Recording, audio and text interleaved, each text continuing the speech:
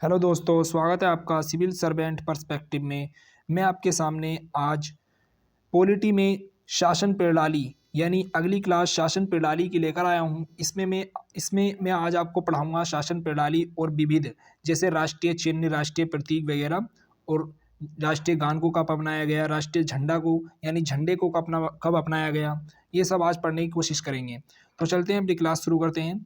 भारत में शासन प्रणाली यानी शासन प्रणाली जो होती है वो दो प्रकार की होती है। पहले शासन प्रणाली का होता है एक प्राचीन रूप, और एक शासन प्रणाली का होता है आधुनिक रूप। जो प्राचीन रूप होता है उसमें बात करते हैं राजतंत्र की।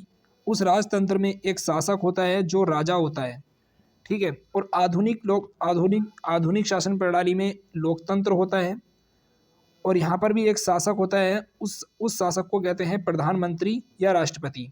यानी आधुनिक शासन प्रणाली में प्रधानमंत्री या राष्ट्रपति शासक होता है, जबकि प्राचीन शासन प्रणाली में राजतंत्र देखा जाता है और यहाँ पर शासक राजा होता है। इसमें पद आनुवंशिक होता है, यानी जो प्राचीन शासन प्रणाली है राजशाही, उसमें पद आनुवंशिक होता है और सत्ता का स्रोत स्वयं राजा होता है। जबकि जो आधुनिक शासन प्रणाली है उसमें शासक को उसकी पद की योग्यता के आधार पर चुना जाता है, यानी उसके पद को योग्यता के आधार पर चुना जाता है। पद जो होता है वो योग्यता आधारित होता है, और सत्ता का स्रोत क्या होती है, जनता होती है। जैसे हम देखें प्राचीन शासन प्रणाली के जो उदाहरण हैं, जैसे सऊदी अरब में प्राचीन शासन प्रणाली है, वहाँ पर शासक जो होता है वो राजा होता है। यूएई में, ओमान में, कतर में, भूटान में आदि देश, यानी कई सारे ऐसे देश हैं जहाँ पर अभी भी प्राचीन शासन प्रणाली चल रही है।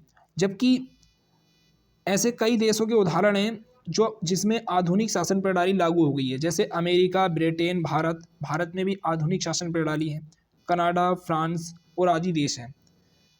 अब आगे देखते हैं लोकतांत्रिक शासन प्रणाली के क्या रूप होते हैं। तो लोकतांत्रिक शासन प्रणाली के भी दो रूप देखे जा सकते हैं, पहली अध्यक्षीय शासन प्रणाली और दूसरी संसदीय। अध्यक्षीय शासन प्रणाली में क्या होता है, जो राष्ट्र अध्यक्ष यानी राज्य का जो मुखिया होता है वो राष्ट्रपति होता है।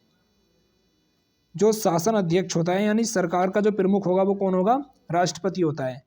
जबकि संसदीय शासन प्रणाली में क्या देखा जाता है, यहाँ पर राष्ट्र अध्यक्ष या राजा का प्रमुख जो होता है, राज्य का प्रमुख, वो तो राष्ट्रपति या राजा होगा, लेकिन शासन अध्यक्ष या सरकार का जो प्रमुख होगा वो प्रधानमंत्री होता है। यानी संसदीय शासन प्रणाली में शासन का जो अध्यक्ष होता है, सरकार का प्रमुख, वो प्रधानमंत्री होता है। जबकि अध्यक्षीय शासन प्रणाली में राष्ट्र अध्यक्ष यानी राज्य का प्रमुख और सरकार का प्रमुख दोनों एक ही होते हैं, वो होता है राष्ट्रपति। जबकि संसदीय प्रणाली में ऐसा नहीं होता है, ठीक। यहाँ पर राजा का प्रमुख यानी राज्य का प्रमुख अलग होता है, या तो राष्ट्रपति होगा या राजा होगा, जैसे भारत में है। इसमें अध्यक्षीय शासन प्रणाली में राज्य का वास्तविक प्रमुख राष्ट्रपति होता है। इसका सर्वश्रेष्ठ जो उदाहरण है वो है यूएसए में कैसी प्रणाली है, अध्यक्षीय शासन प्रणाली।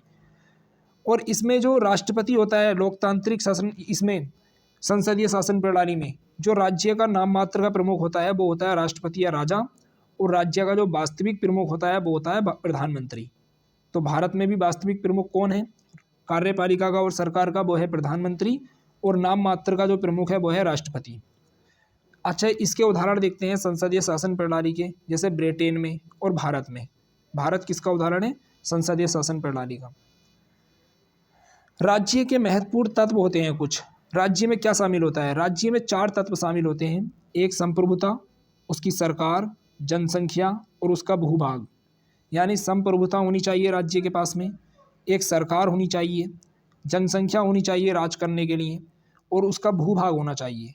तो ये किसी भी राज्य के 4 तत्व होने अनिवार्य होते हैं, संप्रभुता, जनसंख्या, भूभाग और सरकार।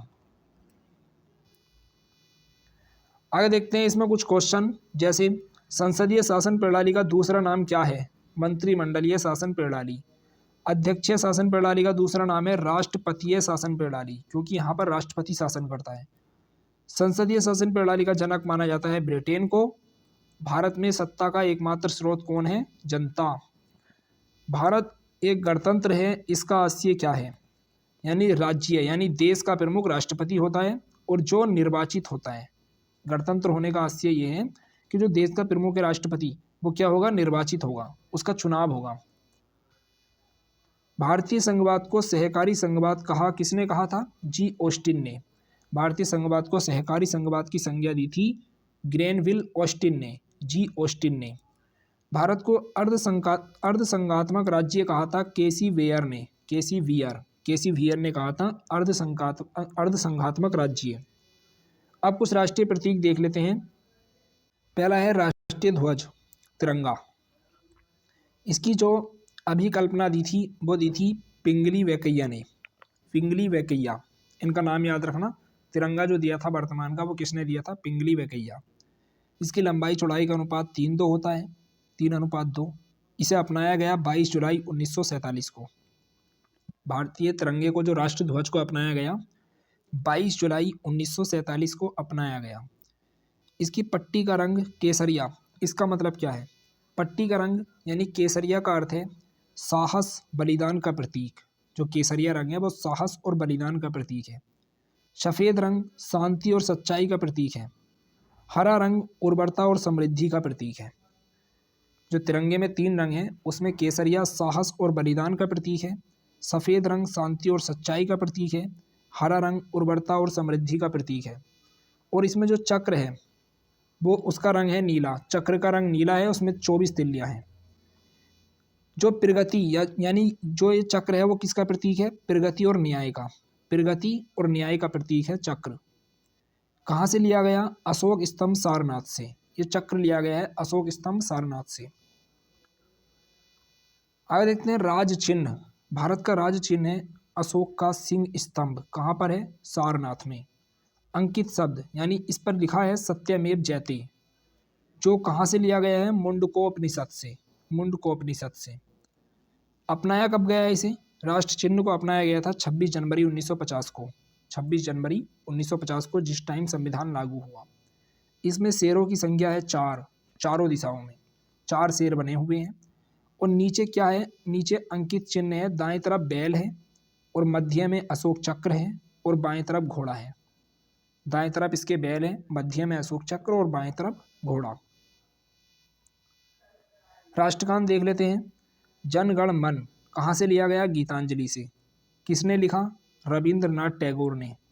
अपनाया कब गया राष्ट्रगान को? 24 जनवरी 1950 को, यानी संविधान लागू होने से 2 दिन पहले अपनाया गया। प्रथम गायन यानी पहली बार कब गाया गया था राष्ट्रगान को? 27 दिसंबर 1911 के कलकत्ता अधिवेशन में, कांग्रेस के कलकत्ता अधिवेशन में गाया गया था 27 दिसंबर 1911 को। गायन अवधि कितनी है? 52 सेकंड। राष्ट्रीय दिवस देख लेते हैं, जो हमारे राष्ट्र के दिवस हैं, त्यौहार हैं। जैसे पहला है गणतंत्र दिवस, 26 जनवरी को मनाया जाता है, रिपब्लिक डे। स्वतंत्रता दिवस 15 अगस्त यानी इंडिपेंडेंस डे। गांधी जयंती 2 अक्टूबर। ये 3 दिवस हैं राष्ट्रीय दिवस। राष्ट्रगीत, राष्ट्रीय गीत है वंदे मातरम। कहाँ से लिया गया? आनंद मठ से। रचयिता हैं बंकिम चंद्र चटर्जी। अपनाया कब गया? 24 जनवरी 1950 को। राष्ट्रीय गीत और राष्ट्रगान दोनों को 24 जनवरी 1950 को अपनाया गया। राष्ट्रीय गीत को सबसे पहली बार गाया गया था 1896 के कलकत्ता अधिवेशन में ही, कांग्रेस के अधिवेशन में। यहाँ दे रखा है कि राष्ट्रीय नदी गंगा कब घोषित की गई? 2008 में। इसे याद रखना, जो गंगा है वो राष्ट्रीय नदी है और इसे 2008 में घोषित किया गया। हमारा राष्ट्रीय पंचांग है, राष्ट्रीय पंचांग आधारित है शक संवत पर। किस पर आधारित है? शक संवत पर। और ग्रेगोरियन कैलेंडर के साथ। अपनाया कब गया? 22 मार्च 1957 को। तो राष्ट्रीय पंचांग को अपनाया गया था 22 मार्च 1957 को, 22 मार्च 1957। इसका पहला माह होता है चैत्र का और अंतिम माह होता है फाल्गुन का। यानी जो राष्ट्रीय पंचांग है, हिंदी कैलेंडर है, उसका पहला माह है चैत्र और अंतिम माह है फाल्गुन। अन्य प्रतीक देख लेते हैं, जैसे राष्ट्रीय पशु है बाघ, राष्ट्रीय पक्षी मोर, राष्ट्रीय पुष्प कमल, राष्ट्रीय विरासत पशु है हाथी, राष्ट्रीय जलीय जीव है डॉल्फिन, राष्ट्रीय फल है आम और राष्ट्रीय मुद्रा है रुपया और राष्ट्रीय वृक्ष है बरगद। तो इन्हें याद कर लेना। आगे देखते हैं, जैसे इसमें कुछ और क्वेश्चन दे रखे हैं, जैसे क्षेत्रीय परिषदें दे रखी हैं। पूर्वी क्षेत्रीय परिषद का मुख्यालय कोलकाता में है, पश्चिमी क्षेत्रीय परिषद का मुंबई में, मध्य क्षेत्रीय परिषद का प्रयागराज यानी इलाहाबाद में, उत्तरी क्षेत्रीय परिषद का मुख्यालय नई दिल्ली में है और दक्षिणी क्षेत्रीय परिषद का चेन्नई में है। तो क्षेत्रीय परिषदों के मुख्यालय भी पूछे जाते हैं। पूर्वी क्षेत्रीय परिषद का कोलकाता, पश्चिमी क्षेत्रीय परिषद का मुंबई, मध्य क्षेत्रीय परिषद का प्रयागराज, उत्तरी क्षेत्रीय परिषद का नई दिल्ली और दक्षिणी का चेन्नई। राज्य एवं संघ राज्य क्षेत्र प्रमुख रियासतें और उन्होंने भारत में कब विलय किया। जैसे जम्मू कश्मीर, जम्मू कश्मीर ने विलय पत्र द्वारा भारत में विलय किया। विलय का माध्यम क्या था? विलय पत्र। इन्होंने साइन किया 26 अक्टूबर 1947 को। यहाँ के एक राजा थे हरि सिंह।